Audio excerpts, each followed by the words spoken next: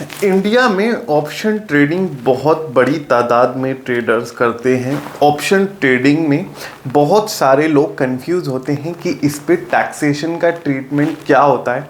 आप लोगों की क्वेरीज आती रहती हैं मेरे पास कमेंट सेक्शन में कि सर लॉस के केस में भी टैक्स देना ज़रूरी है क्या, प्रॉफिट के केस में टैक्स कितना देना पड़ेगा, अगर मेरा इस साल प्रॉफिट हुआ पिछले साल लॉस हुआ तो क्या वो एडजस्ट हो जाएगा, सेट ऑफ हो जाएगा, क्या मैं ऑप्शन से रिलेटेड लॉसेस को कैरी फॉरवर्ड कर सकता हूं सर। तो आपके बहुत सारी मेजर क्वेरीज एंड डाउट्स यहां पे आती रहते हैं मेरे पास कमेंट सेक्शन में। इसीलिए मैंने डिसाइड करा कि ऑप्शन ट्रेडिंग के ऊपर इनकम टैक्स के ट्रीटमेंट से रिलेटेड एक कंप्लीट वीडियो बना देता हूं, जहां पे आपके सारे डाउट्स को मैंने कवर अप किया है अपने इस पीपीटी में, जो यहाँ पे पीछे स्मार्ट बोर्ड पे आपको देखने को मिलेगी। तो इस वीडियो में हम चर्चा करेंगे कि ऑप्शन ट्रेडिंग पे आपको कैसे टैक्सेशन देना है इंडिया में, लॉस के केसेस में क्या ट्रीटमेंट रहेगा, प्रॉफिट के केस में क्या ट्रीटमेंट रहेगा, set of and carry forward कैसे होगा। तो नए हो तो चैनल को सब्सक्राइब कर देना और वीडियो को अपने ट्रेडर फ्रेंड के साथ शेयर करना बिल्कुल मत भूलिएगा अगर आपको कंटेंट यूजफुल लगे तो। मेरा नाम है अर्जुन मित्तल, मैं हूं founder and CEO tax advisory, एक लीगल कंसल्टेंसी फर्म का। अगर आपको हमसे consultation, call, ITR services related queries वगैरह आपकी हैं और आपको हमसे कनेक्ट करना हो तो हमसे कनेक्ट करने के लिए नंबर डिस्क्रिप्शन बॉक्स में मिल जाएगा और आपको कॉन्टैक्ट अस का फॉर्म भी मिल जाएगा। आप अपनी डिटेल्स भरिए, मेरी टीम कनेक्ट करेगी आपको as soon as possible. Right now अगर हम बात करें शेयर मार्केट ट्रांजैक्शंस की तो long term capital gain, short term capital gain, dividend और एफ&ओ ट्रेडिंग, 4 सेगमेंट होते हैं। इसके अलावा कमोडिटी ट्रेडिंग भी होता है। हम जो बात करने वाले हैं फ्यूचर एंड ऑप्शन ट्रेडिंग में, ऑप्शन ट्रेडिंग की बात यहां पे करने जा रहे हैं। अब ऑप्शन ट्रेडिंग की जब हम बात करेंगे तो इनकम टैक्स डिपार्टमेंट ये कहता है कि ऑप्शन ट्रेडिंग एक नॉन स्पेकुलेटिव बिजनेस एक्टिविटी है। मतलब नॉन स्पेकुलेटिव मतलब स्पेकुलेशन का मतलब होता है सट्टेबाजी, और नॉन स्पेकुलेटिव मतलब नॉन सट्टेबाजी आप कह सकते हो नॉर्मल लैंग्वेज में, जो कि सट्टेबाजी नहीं है, उसको कैटेगराइज करा है इनकम टैक्स डिपार्टमेंट ने एज ए बिजनेस एक्टिविटी। तो एक चीज तो आपको क्लियर हो गई होगी कि ऑप्शन ट्रेडिंग से कमाया हुआ प्रॉफिट ना तो आपकी सैलरी इनकम है, ना इनकम फ्रॉम अदर सोर्स है, ना ही इनकम फ्रॉम कैपिटल गेन है, ना ही हाउस प्रॉपर्टी से इनकम है। आपकी इनकम क्या है? पीजीबीपी इनकम है, income from profit and income from business and profession, profit from business and profession. तो पीजीबीपी में हम कंसीडर करते हैं नॉर्मल बिजनेस कंसीडर करते हैं, ना कि short term capital gain, long term capital gain. अब इसका असर क्या होता है मैं आपको बता देता हूं। इंडिया में क्या होता है, शॉर्ट टर्म कैपिटल गेन पे टैक्स कुछ लगता है और लॉन्ग टर्म कैपिटल गेन पे टैक्स लगता है। शॉर्ट टर्म कैपिटल गेन पे कितना है? 20% फ्लैट है, और लॉन्ग टर्म कैपिटल गेन पे कितना है? 12.5% है, लेकिन 1,25,000 रुपए तक की एग्जम्पशन हमें मिल जाती है एक फाइनेंशियल ईयर में। ठीक है, तो अब आपको इनकम टैक्स जो देना है ऑप्शन ट्रेडिंग पे, ना तो ये देना है और ना ही ये देना है, आपको देना है टैक्स स्लैब के अकॉर्डिंग। टैक्स स्लैब कैसे दिया जाएगा? टैक्स स्लैब क्या है तो देखो 24-25 में, फाइनेंशियल ईयर 24-25 में जो टैक्स स्लैब लगेंगी वो मैं अभी आपको दिखा देता हूं नेक्स्ट बोर्ड पे। और वो जो 12 लाख रुपए तक की इनकम की एग्जिम्पशन वाली टैक्स स्लैब है वो बजट जब लागू होगा 25-26 में तब आप अवेल कर पाओगे। ठीक है, इतनी बात समझ में आती है। अभी मैं आपको टैक्स स्लैब भी बता देता हूं। अगर आप टैक्स रिजीम की बात करोगे तो इंडिया में 2 टैक्स रिजीम एग्जिस्ट करती है, old tax regime, new tax regime.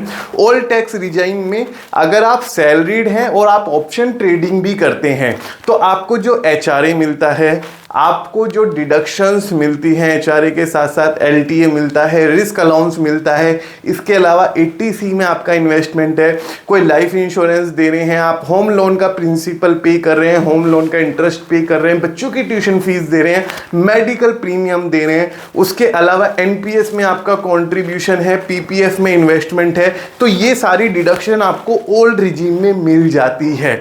Old regime की टैक्स स्लैब क्या है, वही 2.5 लाख रुपए तक नो टैक्स, 2.5 से 5 लाख रुपए तक 5%, फिर 5 से 10 लाख तक 20%, इस तरीके से टैक्स चलता है। लेकिन न्यू टैक्स रिजाइम में 7 लाख रुपए तक की इनकम पे कोई भी टैक्स हमारा नहीं है, और न्यू टैक्स रिजाइम में कोई भी डिडक्शन आप अवेल नहीं कर सकते, राइट। तो ये दो रिजाइम है, ये आपके ऊपर है कि आप कौन सी रिजाइम चूज करते हो। इसके लिए मैं यहाँ पे रिकमेंड करता हूँ you shall connect with a consultant. आप अपनी इनकम वगैरह कंसल्टेंट को बताओ, वो कैलकुलेशन करेगा टैक्सेशन की, आप खुद भी कर सकते हो टैक्स की कैलकुलेशन, और आप डिसाइड करो कि which tax regime is most suitable for you.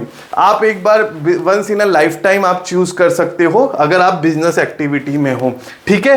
तो सैलरी प्लस F&O के केस में ITR 3 भर सकते हैं। कई लोगों की क्वेरी होती है कि अगर मैं गवर्नमेंट एम्प्लॉय हूं और मैं ऑप्शन ट्रेडिंग करता हूं और मेरे को सैलरी भी आती है, तो क्या मैं ITR 3 भर सकता हूं। देखो अब इसमें कॉन्ट्राडिक्शन हो गया, आपने ट्रेडिंग कर ली, ठीक है, अब आप ट्रेडिंग नहीं करोगे, अगर आप इनकम टैक्स नहीं भरोगे, इनकम टैक्स की ITR में अपनी इनकम डिक्लेयर नहीं करोगे, तो वो फार्मर जैसा केस हो चुका है जो रिसेंटली हुआ, टर्नओवर को ही इनकम मान के इनकम टैक्स का नोटिस दे दिया गया। अगर ट्रेडिंग कर ली है, ठीक है, अगर ट्रेडिंग कर ली है तो ITR 3 आपको फाइल करना मस्ट है, और आपने लॉसेज है तो उसको रिपोर्ट करो, प्रॉफिट है तो उसको डिक्लेयर करो, टैक्स भरो। और अगर आप ट्रेडिंग करने के बारे में सोच रहे हैं तो अपने घर के किसी सदस्य के नाम से आप कर सकते हो, वो आपका अपना वो है डिसीजन है। कैलकुलेशन ऑफ टर्नओवर, अगर हम बात करें ऑप्शन ट्रेडिंग में टर्नओवर की कैलकुलेशन कैसे कर सकते हैं, तो टर्नओवर की कैलकुलेशन सेल वैल्यू नहीं होती, ठीक है। टर्नओवर की कैलकुलेशन कैसे होती है मैं आपको बता देता हूं। जैसे सपोज करो ये कुछ ऑप्शंस हैं जिनके बारे में हमने जिनकी ट्रेडिंग करी, ठीक है, इसके लॉट उठाए, यहाँ पे लॉट में क्वांटिटी इतनी थी हमारी, उसके बाद हमारी बाय वैल्यू ये थी और हमारी सेल वैल्यू ये थी, और हमारा रियलाइज P&L कितना हुआ, यहाँ पे मुझे 14,580 रुपये का नुकसान हुआ, यहाँ पे 4,000 बचे, यहाँ पे 700, इस तरीके से प्लस माइनस मेरा नेट P&L आता गया। अब मैं इसको एब्सोल्यूट कर दूंगा, यानी ये माइनस है तो इसको प्लस कर दूंगा, ये प्लस है तो इसको प्लस ही रहने दूंगा, मतलब एब्सोल्यूट कर दूंगा, यानी माइनस को प्लस की फिगर कर दूंगा, प्लस है तो प्लस रहने दूंगा, और इसका टोटल मेरा होगा, क्या होगा, टर्नओवर। मेरी सेल वैल्यू टर्नओवर नहीं होगी, मेरी ये सेल वैल्यू टर्नओवर नहीं होगी। इस तरीके से तो मैं हर कोई ऑडिट में फॉल करेगा, ठीक है। ऑडिट क्या होता है, कैसे होता है, अभी बता रहा हूं, ठीक है। इस तरीके से तो हर कोई ऑडिट में फॉल करेगा। मेरी टर्नओवर ये वाली है, ये कंसीडर होगी एब्सोल्यूट वैल्यू, ठीक है। अब आपको टर्नओवर के बारे में पता चला, टर्नओवर जीरोधा वगैरह की ब्रोकिंग में तो टर्नओवर गिवन होती है, कई सारी ब्रोकर कंपनियां टर्नओवर कैलकुलेट करके आपको ऑलरेडी दे रही हैं। दिक्कत वहां आती है जब ब्रोकर के कई सारे हैं तो ग्लोबल स्टेटमेंट यूज करते हैं कई ट्रेडर, मेरे पास ITR फाइल कराने के लिए आते हैं तो अपनी स्टेटमेंट्स वगैरह देते हैं, डीमैट अकाउंट का टैक्स P&L बेसिकली निकाल के दे देते हैं। ऑप्शन का turnover earlier sale value plus loss profit होता था, लेकिन अब only total of profit and loss of the turnover, वो भी एब्सोल्यूट वैल्यू। एक्सपेंसेस क्लेम कर सकते हैं। देखो सपोज करो किसी बंदे का प्रॉफिट है, ठीक है, ऑप्शन से, अब उसका टर्नओवर है 8 करोड़। मैं आपको रियल एग्जांपल दे रहा हूं, ये प्रॉफिट है 8 करोड़ रुपए का, ठीक है, 8 करोड़ रुपए का प्रॉफिट है ऑप्शन में, ठीक है। ऑप्शन ट्रेडिंग में मैं आपको रियल केस बता रहा हूं, उसके सारे फाइनेंशियल्स हम ही मैनेज कर रहे हैं, ठीक है। 8 करोड़ रुपए का प्रॉफिट है, उसके अलावा अब उस बंदे के एक्सपेंसेस क्या क्या क्लेम हो सकते हैं। तो देखो टर्नओवर तो चाहे जितना भी हो फर्क नहीं पड़ता, 10 करोड़ से ऊपर है तो ऑडिट होना मैंडेटरी है, अगर 10 करोड़ से नीचे है तो ऑडिट नहीं चाहिए, केवल ITR 3 फाइल कर सकते हैं, क्योंकि प्रॉफिट ही 8 करोड़ है तो टर्नओवर तो ऑफ कोर्स ज्यादा होगा, तो ऑडिट इस केस में मैंडेटरी हो गया। ऑडिट क्या होता है, चार्टेड अकाउंटेंट आपकी बैलेंस शीट P&L बनाता है, अभी दिखा दूंगा कैसे बनाते हैं, आगे PPT में मैंने मेंशन किया हुआ है। अब आप इसके अंदर एक्सपेंसेस कौन कौन से क्लेम कर सकते हो, तो सबसे पहले तो ब्रोकरेज आ जाता है, STT वगैरह सारे चार्जेस आ जाते हैं, अदर चार्जेस आ जाते हैं, STT अदर चार्जेस, ये तो आपके वैलिड एक्सपेंसेस हैं। इसके अलावा कोई आपने कोर्स लिया है, ठीक है, पढ़ाई के लिए उसके सब्सक्रिप्शन फीस दे सकते हैं। आप किसी से कंसल्टेंसी ले रहे हैं तो कंसल्टेंसी फीस की आप एक्सपेंसेस क्लेम कर सकते हैं, प्रोवाइडेड बिल्स वगैरह आपके पास यहाँ पे हो। आप लैपटॉप यूज करते हैं तो लैपटॉप का डेप्रिसिएशन आप क्लेम कर सकते हैं। मोबाइल यूज करते हैं तो मोबाइल एसेट में दिखा के उसका डेप्रिसिएशन यूज कर सकते हैं, एज एन एक्सपेंस क्लेम कर सकते हैं। और उसके अलावा अगर आपने कोई ऑफिस वगैरह सेटअप किया हुआ है, आप रेंट वगैरह देते हैं तो रेंट रिसिप्ट आपके पास होनी चाहिए, रेंट भी आप क्लेम कर सकते हैं। उसके अलावा जितने भी आपके business related expenses, business related, ना कि आपके पर्सनल एक्सपेंसेस, इतनी बात समझ में आती है? पर्सनल एक्सपेंसेस नहीं, बिजनेस रिलेटेड एक्सपेंसेस आपके अलाउड हैं, आप यहाँ पे अपने एक्सपेंसेस क्लेम कर सकते हैं, राइट? इतनी बात समझ में आती है? Brokerage, interest on borrowed capital, electricity, internet, salary, rental, travelling. इसके अलावा अब आपके लॉसेस किस किस चीज से सेट ऑफ हो सकते हैं? ऑप्शन ट्रेडिंग में प्रॉफिट हुआ तो हमने नॉर्मल टैक्स स्लैब के हिसाब से टैक्स दे दिया। अगर ऑप्शन ट्रेडिंग में लॉस हुआ तो क्या होगा सर? मैं बताता हूं आपको।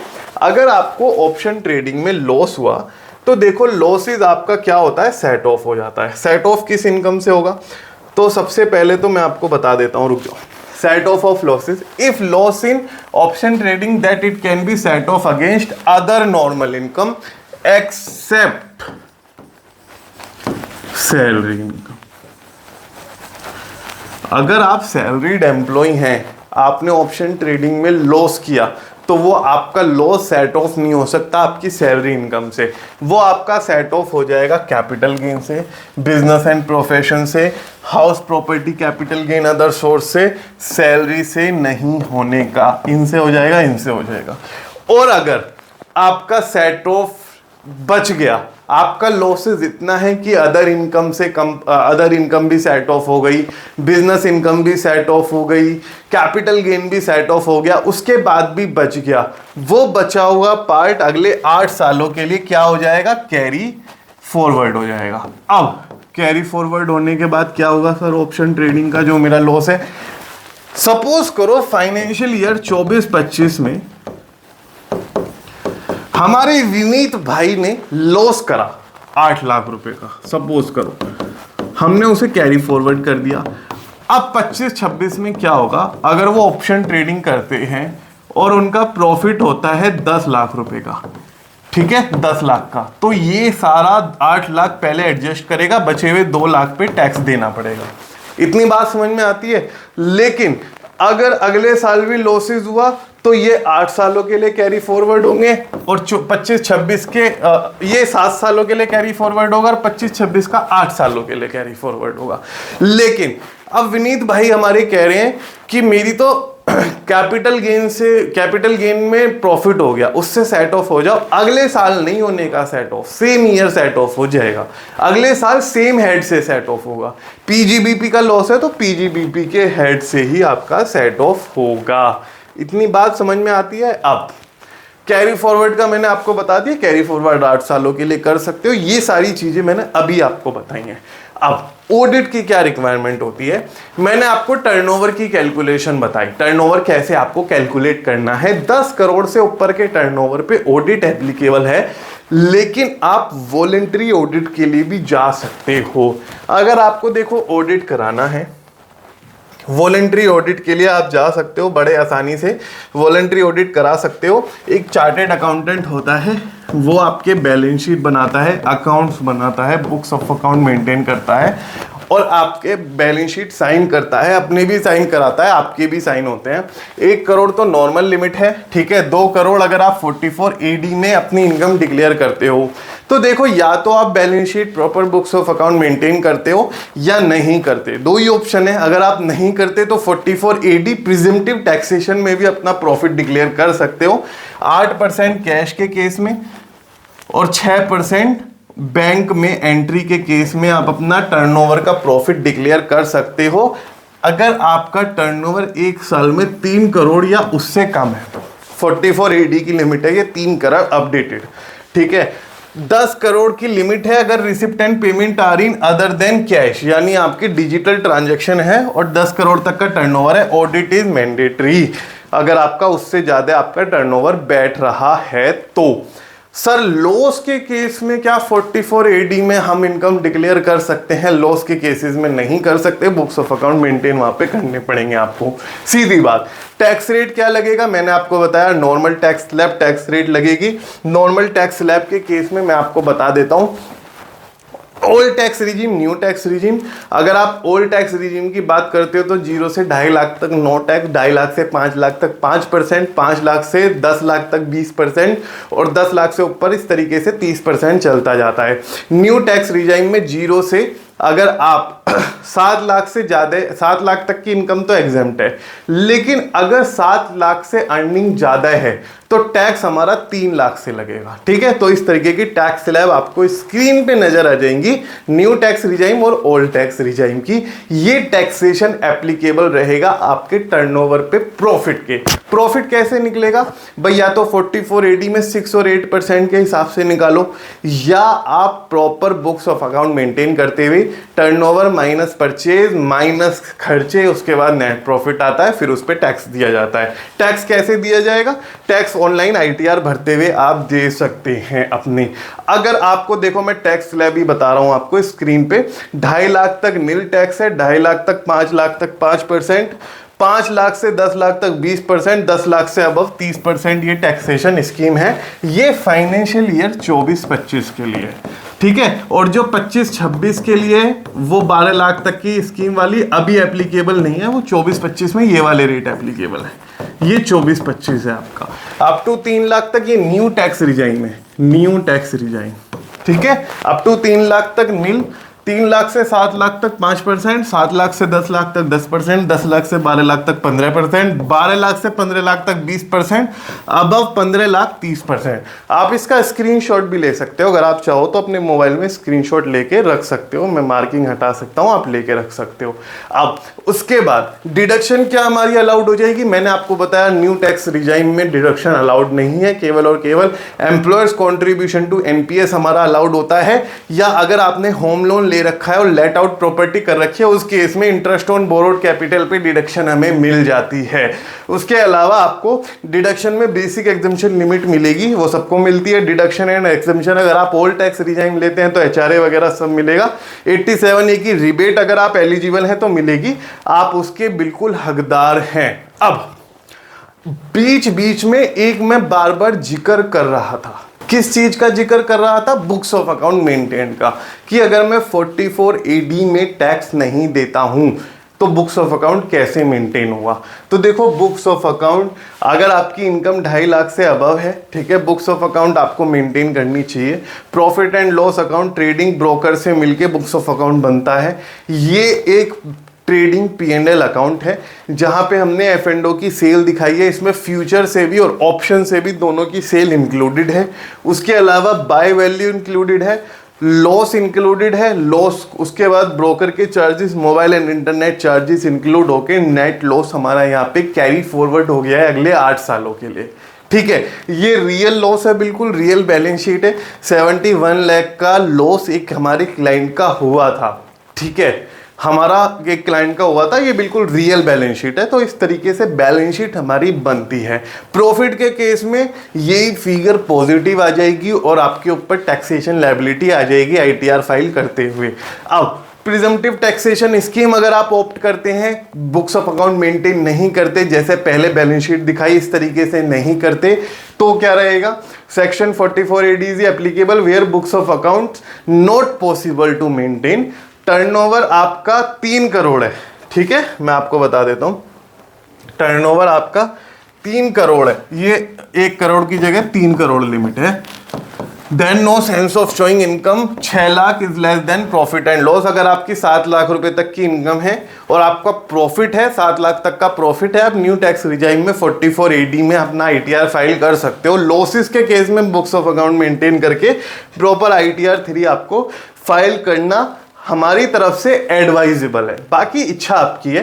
एडवांस टैक्स की लायबिलिटी कब आती है? देखो इंडिया में एडवांस टैक्स का प्रोविजन लागू है। अगर आपका 1 साल में 10,000 रुपए से ऊपर टैक्स की लायबिलिटी बैठती है आपके ऊपर, तो आपको एडवांस टैक्स देना है। एडवांस टैक्स क्वार्टरली पे होता है। अगर आपका प्रॉफिट हो चुका है तो आप मार्च 15 2025 से पहले पहले एडवांस टैक्स जमा कराइए, नहीं तो आपके ऊपर इंटरेस्ट लगाता है income tax department tax late होने की वजह से। सीनियर सिटीजन्स को एडवांस टैक्स पे करने की एग्जम्पशन एप्लीकेबल है, लेकिन नॉन सीनियर सिटीजन्स को नहीं एग्जम्पशन है, उनको टैक्स देना पड़ेगा। एडवांस टैक्स कैसे जमा करना है, अगर आपको हेल्प चाहिए आप हमसे कनेक्ट कर सकते हैं, ठीक है। उसके अलावा आपको नंबर वगैरह यहाँ पे मेंशन्ड है। ऑडिट की हमने बात करी, टर्नओवर की बात करी, बुक्स ऑफ अकाउंट मेंटेनेंस की बात करी, सेट ऑफ की बात करी, कैरी फॉरवर्ड की बात करी, old tax regime new tax regime की बात करी, बिजनेस एक्टिविटी कैसे आप दिखा सकते हैं वो बात करी, और ऑप्शन ट्रेडिंग के जितने भी एस्पेक्ट्स थे सारी चीजें कवर करने की कोशिश करी। फिर भी अगर कुछ डाउट क्लियर करने से रह गया है इस वीडियो में तो आप प्लीज कमेंट करके जरूर पूछेगा, मैं आपको रिप्लाई करने की और आपकी क्वेरी को रिजॉल्व करने की पूरी कोशिश करूंगा। आई होप आपको वीडियो पसंद आया हो तो वीडियो को लाइक शेयर जरूर करना और चैनल को सब्सक्राइब जरूर कीजिएगा। Thank you so much guys बने रहने के लिए। Thank you so much.